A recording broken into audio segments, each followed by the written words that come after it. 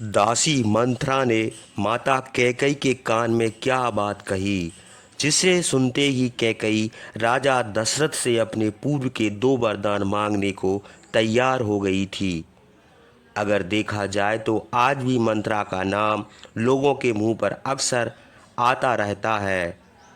मंथरा रामायण की एक ऐसी पात्र थी जिसने राम के संपूर्ण जीवन में संघर्ष भर दिया था।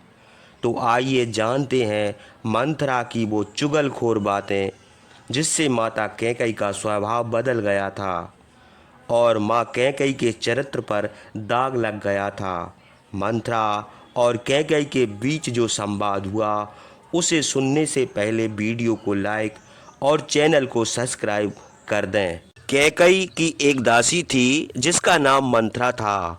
कैकई इसे अपने पिता के घर से ले आई थी और अपने ही पास रखती थी।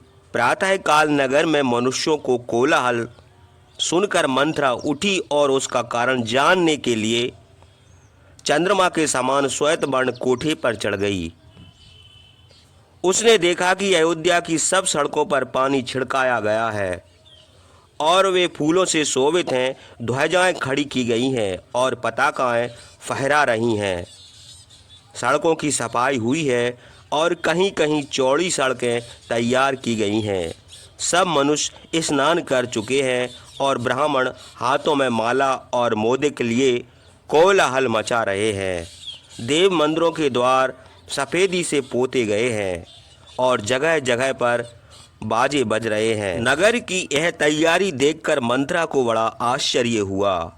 उसने थोड़ी दूर पर पीला रेशमी वस्त्र पहने हुए प्रसन्न मुख एक धाय को देखकर उससे पूछा, राम की माता कौशल्या आज बड़े हर्ष से लोगों को दान क्यों कर रही है? नगर के लोग भी आज बड़े प्रसन्न देख पड़ते हैं। इसका क्या कारण है? राजा आज हर्षित होकर ऐसा कौन काम करने वाले हैं जिससे सब लोग प्रसन्न हैं? तब खुशी से फूली हुई उस धाय ने उत्तर दिया कि आज पुष्य नक्षत्र में महाराज दशरथ निष्पाप क्रोध को जीते हुए रामचंद्र का अभिषेक करेंगे। धाय के मुंह से यह बात सुनकर दुष्टा मंथरा क्रोध के मारे आग बबूला हो गई। वह कैलाश शिखर के समान ऊंचे कोठे से उतरकर जहां कैकई सोती थी वहां गई और उनसे कहने लगी, अरे कैकई जल्दी उठो, क्यों सो रही हो? तुम समझती नहीं हो तुम पर घोर विपत्ति आ रही है। तुम जानती हो कि महाराज तुम्हारे बस में है और तुम सौभाग्यवती हो, किंतु यह तुम्हारा गर्व व्यर्था है। ग्रीष्म ऋतु में नदियों के जल के समान तुम्हारा सौभाग्य नष्ट हो रहा है। मंथरा की यह कठोर बातें सुनकर कैकई ने दुखित होकर उससे पूछा, मंथरा आज हमारा कौन अमंगल हुआ है जिससे तुम इतनी दुखी और उदास हो गई हो? कैकई के यह मधुर वचन सुनकर बोलने में चतुर मंथरा और भी उदास होकर रामचंद्र के प्रति द्वेष उत्पन्न कराती हुई क्रोध के साथ कहने लगी, देवी तुम्हारे बहुत बड़े विनाश की तैयारी हो रही है। महाराज दशरथ रामचंद्र का अभिषेक करेंगे। यह खबर सुनकर मुझे बड़ा दुख, भय और शोक हुआ है। अभी मौका है, तुम अपने हित के लिए कोई उपाय करना चाहो तो शीघ्रता से करो और इस विपत्ति से अपने पुत्र की, अपनी और मेरी रक्षा करो। मंथरा की यह बातें राम का अभिषेक सुनकर कैकई हर्ष से शरद ऋतु के निर्मल चांदनी के समान खिल उठी। वह हंसती हुई सैया से उठी रामचंद्र के अभिषेक का समाचार सुनकर बड़ी प्रसन्न और विस्मित हुई। उसने मंथरा को एक दिव्य आभूषण देकर उससे कहा, मंथरा आज तुमने बड़ी खुशी की बात सुनाई है, बताओ और क्या तुम्हारा प्रिय करूं?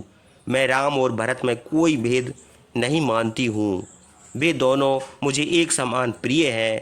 महाराज यदि राम का अभिषेक करेंगे तो मुझे बड़ी प्रसन्नता होगी। इससे बढ़कर मुझे प्रसन्न करने वाला और कोई समाचार नहीं हो सकता। मंथरा तुमने आज मुझे अमृत के समान सुख देने वाला वही समाचार सुनाया है। बताओ तुम क्या लेना चाहती हो? जो तुम्हारी इच्छा हो वही मैं तुमको दे दूं। तब मंथरा क्रोध और दुख से अधीर होकर उस आभूषण को फेंक कर कैकई की निंदा करती हुई उनसे कहने लगी, हे मूर्खे, तुम दुख के समय खुशी मना रही हो। तुम नहीं समझती हो कि अब तुम दुख के समुद्र में गिर रही हो। तुम्हारा यह काम देखकर दुख से व्याकुल होने पर ही मन हंसी आ रही है। तुम दुख पड़ने पर शोक के समय प्रसन्न हो रही हो। मुझे तुम्हारी कुबुद्धि पर सोच होता है। यह कौन सी बुद्धि है जो तुमको हंसाती है? भला सौत के सामने आई सौत के पुत्र की वृद्धि देखकर कौन बुद्धिमती स्त्री प्रसन्न होगी? देखो, राज्य सब भाइयों की संपत्ति है। इसी कारण भरत से राम को भय है। यही सोचकर मुझे दुख है कि भयभीत मनुष्य ही डर होता है, अर्थात जो जिससे डरता है उसी से उसको भय है। रामचंद्र भरत से डरते हैं, इसलिए रामचंद्र से ही भरत को डर है। महाबाहु लक्ष्मण राम के अनुगामी हैं, इसलिए राम को उनसे कोई डर नहीं है। यद्यपि शत्रुघ्न भरत के अनुगामी हैं, किंतु उनसे भी राम को डर नहीं है। कौशल्या बड़ी भाग्यशाली है, जिनके पुत्र का आज ब्राह्मणों के हाथों से अभिषेक किया जाएगा। राज उनका होगा, उनके सब शत्रु दूर हो जाएंगे। इस समय उनके आनंद की सीमा ना होगी। और अब तुम दासी की तरह हाथ जोड़कर उनके सामने खड़ी होगी। तुमको हम लोगों के साथ उनकी सेवा करनी होगी। और भरत भी राम के दास होंगे।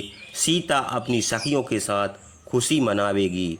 और भरत को राज न मिलने से भरत की स्त्री दुखी होगी। रामचंद्र के प्रति मंत्रा का यह द्वेष भाव देखकर कैकई उनके गुणों की प्रशंसा करने लगी। उसने कहा, मंत्रा, राम बड़े धर्मात्मा हैं। वे बड़े गुणवान, जितेंद्र, कृतज्ञ, सत्यवादी और पवित्र स्वभाव हैं। महाराज के ज्येष्ठ पुत्र हैं, इसलिए उन्हीं का अभिषेक होना उचित है। दीर्घजीवी रामचंद्र पिता के समान अपने छोटे भाइयों और कुटुंबियों का पालन करेंगे। तुम रामचंद्र के अभिषेक की बात सुनकर क्यों जल उठी हो? रामचंद्र के राज्य कर चुकने पर 100 वर्ष बाद भरत को पैतृक राज मिलेगा। फिर भला तुम इस उत्सव के समय क्यों जल रही हो? मैं अपने पुत्र भरत का जितना प्यार करती हूँ, उससे अधिक रामचंद्र का प्यार भी करती हूँ, क्योंकि रामचंद्र अपनी माता से भी बढ़कर मेरी सेवा करते हैं। यद्यपि राजा रामचंद्र होंगे, किंतु भरत का भी उतना अधिकार रहेगा, क्योंकि रामचंद्र अपने प्राणों के समान अपने भाइयों का प्यार करते हैं। कैकई की यह बातें सुनकर मंथरा बड़ी दुखी हुई और लंबी सांस छोड़कर कहने लगी, कैकई, तुम अपनी मूर्खता के कारण अपना हित नहीं समझती हो। तुम शोक और दुख के समुद्र में डूब रही हो। राम के बाद तुम्हारे पुत्र को राज मिलेगा, इस बात को तुम व्यर्थ समझो, क्योंकि राम के बाद उनके पुत्र राज करेंगे। हे भामिनी, राजा के सब पुत्र राज्य नहीं पाते। अगर ऐसा हो तो बड़ा अनर्थ हो जाए। इसी से बड़ा पुत्र या गुणवान छोटा पुत्र राजा बनाया जाता है। इसी व्यवस्था के कारण मैं कहती हूँ कि तुम्हारे पुत्र भरत राज सुख भोग से वंचित और राजवंश से हीन होकर अनाथ की तरह जीवन बितावेंगे। हे देवी, मैं तुम्हारे भले के लिए कहती हूँ, किंतु तुम मेरी बात नहीं समझती हो, बल्कि तुम अपनी मौत की बढ़ती देखकर मुझे इनाम दे रही हो। तुम निश्चय जानो कि राम निष्कंटक राज्य पाकर भरत को या तो देश से निकाल लेंगे या मार डालेंगे। भरत अभी बालक हैं, तुमने उनको मामा के घर भेज दिया है। यदि वे यहाँ होते तो महाराज दशरथ उनके प्रति स्नेह करते। देखो, वृक्ष और लताएं आदि भी एक जगह रहने से एक दूसरे से चिपट जाती हैं। शत्रुघ्न भी उनके साथ चले गए, क्योंकि जैसे लक्ष्मण रामचंद्र के अनुगामी हैं, वैसे ही शत्रुघ्न भरत के। सुना जाता है कि वन के लोगों ने किसी वृक्ष के काटने का इरादा किया है, किंतु उसके आसपास कांटे बहुत थे, इसलिए वे उसे काट ना सके, अर्थात पास रहने का कारण कांटों ने उसकी रक्षा की। राम और लक्ष्मण एक दूसरे के रक्षक हैं। उनमें अश्विनी कुमार की तरह भ्रात स्नेह है। इस कारण राम लक्ष्मण को कोई अनिष्ट नहीं करेंगे, किंतु वे भरत के साथ पाप करेंगे, इसमें संदेह नहीं है। मंथरा की यह बातें सुनकर कैकई को बड़ा क्रोध आया। वह जोर से गर्म सांसें छोड़ने लगी। कहने लगी, मैं आज ही राम को वन में भेजकर भरत का राज्याभिषेक कराऊंगी। जिस उपाय से भरत को राज मिले और राम को किसी तरह ना मिल सके, वह उपाय तुम बताओ। कैकई के यह कहने पर मंथरा रामचंद्र के अभिषेक में विघ्न डालने का उपाय बताने लगी। उसने कहा, कैकई, जिस उपाय से तुम्हारे पुत्र को राज मिल सकता है, वह उपाय मैंने सोच रखा है।